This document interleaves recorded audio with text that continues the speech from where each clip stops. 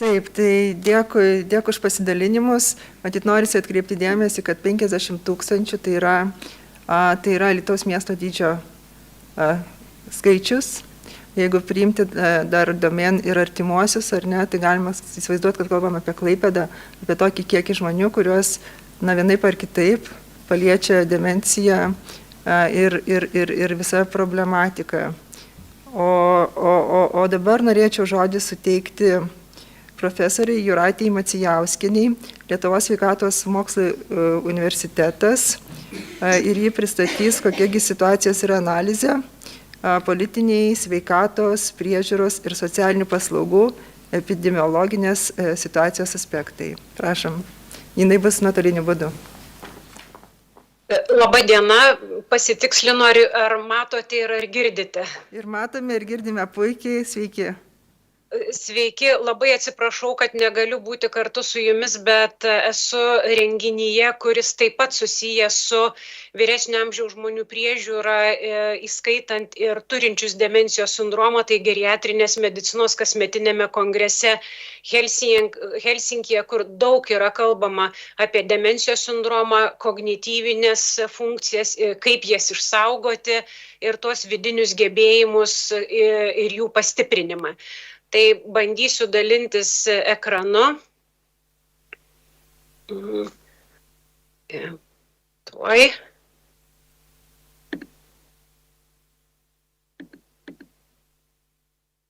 Kažkodėl man taip liktai irgi pasitikslinsiu, ar matote. Taip, matome, viskas gerai. Ačiū.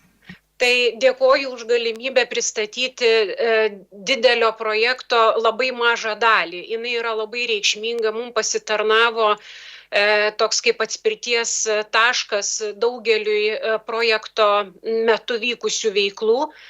Tai demencijos situacijos analizė, politiniai, sveikatos priežiūros ir socialinių paslaugų epidemiologinės situacijos aspektai.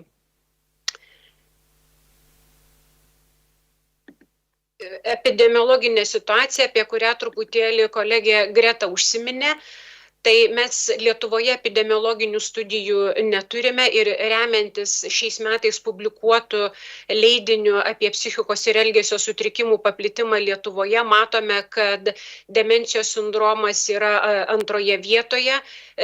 Skaičiuose matyti truputėlį COVID-19 pandemijos įtaka. Nemažiau svarbu yra ir depresija, apie ką girdėjome, kad turbūt dalis šių depresijos atvejų yra tų žmonių, kurie rūpinasi sergančiaisiais demencijos sindromu. O jeigu žiūrėtume į demencijos sindromo paplitimą pagal amžiaus grupės, tai matytumėm, kad sulaukusių 65 metų ir vyresnių tarpe demencijos sindromas yra itin dažnas. Be abejo, demencijos sindromu serga ir jaunesni, ir čia yra turbūt nemažiau svarbi ir aktuali tema, tačiau didžioji dalis demencijos sindromo turinčių yra vyresnio amžiaus žmonių. Analizuojant ligotumą pagal priežastis, pagal TLK kodus, matome, kad visų bendras atvejų skaičius yra virš 42 000, dominuoja kraujagyslinė demencija. Alzheimerio ligos tikėtumėmės daugiau, bet jos tiek nėra, ir didelį susirūpinimą kelia nepatikslintos demencijos aukšti skaičiai. Ir šie skaičiai nėra labai tikslus, todėl kad, kaip matote, persidengimas yra tarp vadinamų neurologinių kodų G, Alzheimerio ligos, ir F kodų psichikos sutrikimam, demencija sergant Alzheimerio liga. Tačiau, kaip jau minėjo daktarė Greta, kad dalis šitų atvejų turbūt yra tarp mūsų, ir remiantis Lancet spausdintų išsamių darbų, Lietuvoje 19 metais tikėtina buvo 56 tūkstančiai sergančiųjų ir prognozės, kad 50 metais demencijos sindromą turinčių bus virš 80 tūkstančių. Svarbus yra rizikos veiksniai. Yra įvardinta potencialiai modifikuojami 12, tai čia, kur ir turėtumėm ir galėtumėm sutelkti savo jėgas. Tai žemesnis išsimokslinimas, hipertenzija, klausos sutrikimas, rūkymas, nutukimas, depresija, fizinio aktyvumo stoka, diabetas, reti socialiniai kontaktai. Ir 20 metais buvo įvardinti dar 3 su moksliniais įrodymais, tai gausus alkoholio naudojimas, galvos trauma, oro užterštrumas. Turime nemodifikuojamus amžius, lytis, genetiniai veiksniai, kartais dar priskiriama rasė. Ir pastaruoju metu kalbama apie naujuosius, jie dar nėra patvirtinti, bet aš manau, kad mes tikrai ateityje apie juos dar išgirsime. Tai vienišumas, beviltiškumas, stresas, miego sutrikimai, bloga burnos sveikata, infekcijos ir minima taip pat COVID infekcija. Rizikos veiksnių, ta epidemiologinė analizė ir kokia situacija yra Lietuvoje yra svarbi apie tai, kad mes galime įtakoti ir manoma, kad apie 40% rizikos demencijos sindromo atvejų galėtumėm išvengti, jeigu suvaldytumėm tuos potencialiai modifikuojamus rizikos veiksnius. Ir čia svarbu apie juos kalbėti nuolat, nes žiūrint į amžiaus tarpsnius matome, kad demencijos rizikos veiksniai yra svarbus nuo pat mažų dienų. Ir todėl ta gera sveikata sulaukus 65 metų yra be galo svarbi.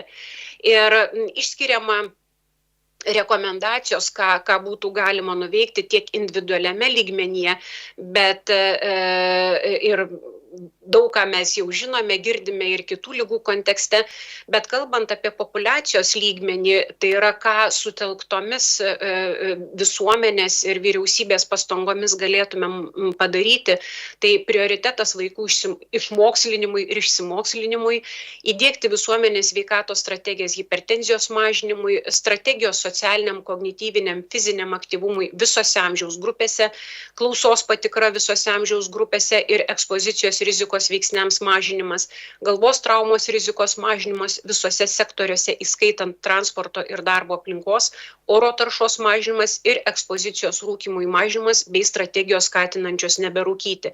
Kartais tiesiog tai įvardijama kaip 5 apsauginiai veiksniai - sveika mityba, mokymas, socialinis aktyvumas, fizinis aktyvumas ir kognityvinis aktyvumas. Ir dauguma multikomponentinių strategijų, kurios yra skirtos rizikos veiksnių suvaldymui, jos ir kalba apie šios 5 aspektus, kurie įrodyta yra veiksmingi.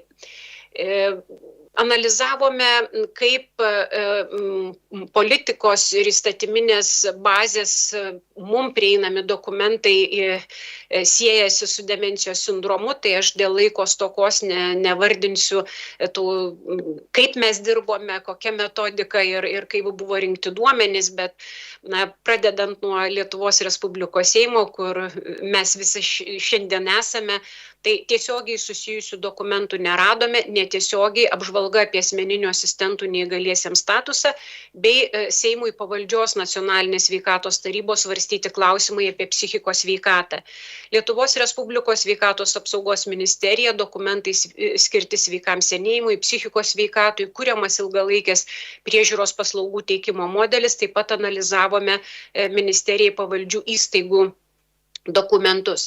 Lietuvos Respublikos socialinės apsaugos ir darbo ministerija, tai dokumentai apie socialinę globą, paramą, priimti tarptautiniai dokumentai Jungtinių tautų, ES, kuriais yra vadovaujamasi ir taip pat yra ministerijai pavaldžios įstaigos. Analizavome vietos savivaldos dokumentus, kurie turi ir savarankiškas funkcijas, ir taip pat deleguotas funkcijas. Ir atlikome taip pat stiprybių, silpnybių, galimybių ir grėsmių analizę, tai pasirinkome pristatyti galimybės, ką mes galėtumėm nuveikti, tai labai svarbus yra tarpsektorinis bendradarbiavimas, nes netgi matant rizikos veiksnius, tai yra ne vien tik tai sveikatos apsaugos ar socialinių reikalų ir darbo ministerijos, bet intersektorinio bendradarbiavimo galimybės ir nacionalinė demencijos strategija, kuri integruotai apimtų visas sritis.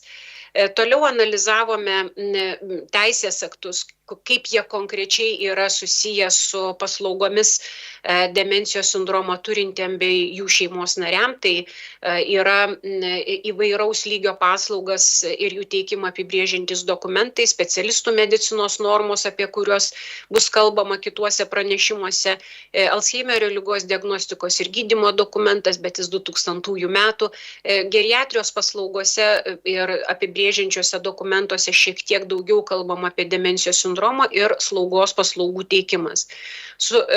Ir yra prie Sveikatos apsaugos ministerijos demencijos sutrikimų konsultacinė grupė, kuri turėjo ką tik susitikimą su įsipareigojimu juos daryti reguliarius ir toliau šiai sričiai skirti daug dėmesio. Su socialinėmis paslaugomis susiję teisės aktai, tai socialinių paslaugų įstatymas, bendrosios ir specialiosios socialinės paslaugos, reikalavimai infrastruktūrai, techniniams žmogiškiams ištekliams, reikalavimai paslaugoms teikiant pagalbą, paramą, palaikymą šeimai, paramą būstui, techninės priemonės, transporto paslaugos ir kita. Taip pat kita teisės aktų grupė, tai yra su asmens teisėmis susiję teisės aktai, asmens darbingumo, profesinės veiklos, karo tarnybos ribojimai, vairavimo, globos ribojimai, apsauga nuo smurto, teisinis veiksnumo įgyvendinimas, globėjų teisės, moterų teisės.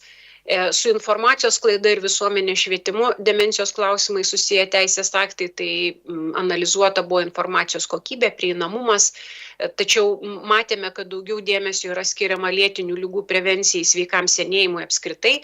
Yra buvę renginių apie galvos smegenų apsaugą visą gyvenimą, ir taip pat be galo svarbu yra kova su stigma ir diskriminacija. Tai čia turbūt ne tik apie demencijos sindromą kalbant, bet apskritai apie vyresnio amžiaus žmonės. Ir su paslaugomis bendruomenėje susiję teisės aktai, tai reikėtų kalbėti apie visuomeninių, kultūrinių ir kitų paslaugų prieinamumą demencija sergantiesiems ir standartų visuomeninėms paslaugoms rengimą. Ir ką pastebėjome analizuodami, kad lyg atrodytų, kad ta teisinė bazė pakankama ir išsami ir apriepianti daug sričių, tačiau konkrečiai susijusių su demencijos sindromu stokojama. Ir galbūt dėl to ir atrodytų, kad lyg ir turime visas galimybės, tačiau realiam gyvenime jos neveikia. Tai kaip galimybės matytumėm ir teisinės bazės ne tik atnaujinimą, bet ir praplėtimą. Ir kas be galo svarbu, tai demencijos sindromą turintiems draugiškų institucijų, pradedant Seimo, turbūt baigiant bendruomenėmis kūrimas. Tai pabrėžiant įtraukti versus ribojimą, nes dabar tik nemaža dalis dokumentų kalba apie ribojimus. Ir analizavome, ar turime rekomendacijų ir protokolų diagnostikai, paslaugų teikimui. Tai yra neurologijos srities protokolai susiję su kognityviniu sutrikimu ir insultu, neįgalumui, savarankiškumui ar nesavarankiškumui nustatyti naudojama Blesedo demencijos skalė, jinai jau yra specifiška, nes anksčiau buvo Bartelio indeksas nejautrus ir nespecifiškas demencijos sindromui. Tarptautinių projektų šioje srityje buvę nemažai. Alkove išsiskiria tuom, kad baigėsi rekomendacijomis demencijos sindromui. Yra leidinių, vadovėlių, bet tai yra ne tas pats, kas rekomendacijos gairės, ir neturėdami Lietuvoje patvirtintų aiškių dokumentų, mes vadovaujamės tarptautiniais dokumentais, rekomendacijomis ir gairėmis. Tai matytumėm kaip galimybę demencijos sindromo tokio metodinio dokumento standarto apimančio visą paciento kelią parengimą, išteklių numatymas ir tokio standarto įgyvendimas. Ir ką jau girdėjome, kad labai svarbu yra tos podiagnostinės pagalbos turintiems demenciją ir juos prižiūrintiems asmenims plano parengimas, išteklių numatymas ir įgyvendinimas. Taigi, kokios paslaugos demenciją turintiems ir jų šeimoms, tai pabandėm taip.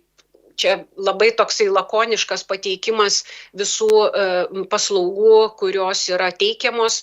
Tai jau irgi pabandėme padėlioti tą, koks galėtų būti kelias iki diagnostinis etapas, diagnostinis ir podiagnostinis. Tai iki diagnostiniame etape, jeigu kalbėti ir apie sveikus žmonės, tai rizikos veiksnių valdymas, sveika gyvensena ir žinios apie demencijos sindromą, labai svarbus savalaikis simptomų pastebėjimas ir kreipimasis į specialistus. Ir šiame etape yra pirminė ambulatorinė asmens sveikatos priežiūra ir pirminė ambulatorinė psichikos sveikatos priežiūra. Diagnostinėme etape yra antrinė, tretinė ambulatorinė, kartais prireikia ir stacionarių paslaugų, bet vis tik diagnostika labiau vyksta ambulatorinėje grandyje. O po diagnostinėme etape mes turime šeimos gydytojo instituciją, psichikos sveikatos priežiūros centrus. Dėl kitų priežasčių, ne tik susijusių su demencijos sindromu, prireikia ir stacionarių paslaugų arba kitos srities konsultantų pagalbos. Ir taip pat yra pirminio lygio stacionarinės palaikomojo gydymo ir slaugos paslaugos ir dalis jų yra demencijos sindromą turintiem pritaikytos. Atkreipėme dėmesį prieš demencinius vaistus, kurie yra skiriami ir buvo, mums iš pradžių pasirodė netikėtas rezultatas, kad didžiąją dalį suvartojimų prieš demencinių vaistų sudarė ginkmedžio preparatai. O donepezilio ir memantino, kurių teigiamas terapinis efektas kognityviniam funkcijoms yra labiau tikėtinas, buvo nedaug, bet turbūt žinant mūsų ligotumo skaičius ir paplitimą pagal priežastis, galėtumėm sakyti, kad tikėtas rezultatas, nes vis tik kraujagyslinė demencija dominuoja, o Alzheimerio ligos, kur vaistai yra specifiški, nėra tiek daug. Ir apibendrinant sveikatos priežiūros paslaugas, tai stiprybės, kad turime visų lygių paslaugas, plečiamas ir gerinamos ambulatorinių slaugos paslaugų namuose teikimas ir kuriama ilgalaikės priežiūros paslaugų teikimo sistema. Silpnybės, paslaugos nėra orientuotos į asmenį, neužtikrinama paslaugų prieinamumas ir kokybė, stigma net ir specialistų tarpe, kad demencija laikoma įprastų senėjimų. Valstybės audito atlikto tyrimo duomenimis yra specialistai stokoja žinių specifinėse srityse ir taip pat matome specialistų trūkumą ir nepakankamas sergančiojo ir šeimos informavimas įtraukimas į asmens priežiūros komandą. Matytumėm galimybės tai parengti aišku paciento kelio aprašo atvejo vadybos taikymas, vykdyti efektyvų visuomenės informavimą apie naudojimąsi paslaugomis, kurti ir įgalinti tarpžinybinį ir tarpsektorinį bendradarbiavimą ir diegti efektyvę paslaugų poreikio, paslaugų teikimui reikalingų išteklių ir sąnaudų kokybės prieinamumo stebėseną. Socialinės paslaugos, kurios apima šeimą, bendruomenę ir įvairias įstaigas, tai šeimos įtraukimas, informavimas, palaikymas, pagalba naviguojant, emocinis, psichologinis palaikymas ir turbūt visoks kitoks socialinis, kognityvinis, fizinis ir ekonominis. Yra bendruomenėje taip pat svarbus yra stigmos mažinimas ir ką girdėjome apie sveikatos priežiūros paslaugų geografinį netolygumą, tas pats galioja turbūt ir socialiniam paslaugom. Kalbant apie įstaigas, matome įstaigų įvairovę, galimybę rinktis, įstaigos akredituojamos, tačiau irgi yra daug netolygumų ir specialistų ir trūkumo ir jų parengtumo klausimas.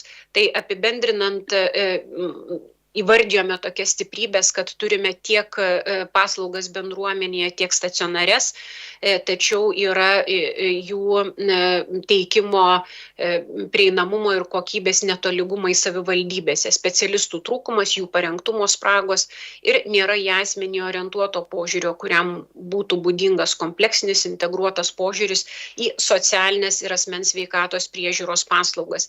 Ir galimybės, kaip ir prie sveikatos priežiūros paslaugų, tai diegti efektyvę paslaugų stebėseną, tiek teikimo, tiek kokybės ir prieinamumo, visuomenės informavimas apie paslaugas ir taip pat ilgalaikės priežiūros paslaugų sistemos tolimesnis kūrimas.